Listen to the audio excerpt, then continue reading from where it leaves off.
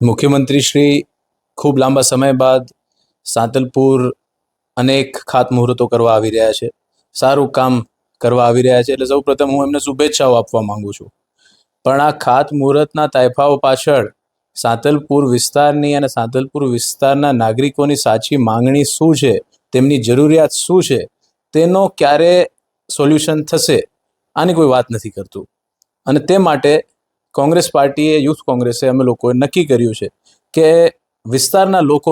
વિસ્તારની જે માંગણીઓ છે તે પૂરી નહીં કરવામાં આવે તો આ કાર્યક્રમ બાદ ટૂંક સમયમાં ઉગ્ર આંદોલન સાંતલપુરથી શરૂઆત થશે, જે સમગ્ર ગુજરાત સુધી જશે. આ વાત યુથ કોંગ્રેસ આજે જનતા વચ્ચે લઈને આવી છે. માંગણીઓ કોંગ્રેસ પાર્ટીની કે અમારી નથી. જે માંગણીઓ છે આ વિસ્તારના લોકોની, આ વિસ્તારની માંગણીઓ છે. આ વિસ્તારને ખૂબ લાંબા સમયથી સાંતલપુરના છેલ્લા ગામડાઓ અગર આપણે જોઈએ તો રોજુ, પીપરાળા, ઉપરામ, ચારણકા, એવાલ, ધોકાવાડા, ત્યાંથી ત્યાંના નાગરિકોને સરકારી કચેરી જવું હોય, તાલુકા પંચાયત, પ્રાંતની કચેરીમાં જવું હોય તો ઓછામાં ઓછું 50, 60, 70 કિલોમીટર એમને ધક્કા ખાઈ અને સરકારી કચેરી ખાતે પહોંચવું પડે.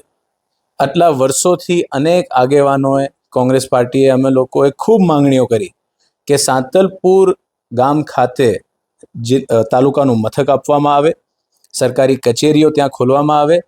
આસપાસના જે ગામડાઓ છે તેમના લોકોને ખૂબ સમસ્યા ભોગવવી પડે છે, ખૂબ પીડા ભોગવવી પડે છે છેક વારાઈ સુધી લાંબા થઈને જવામાં.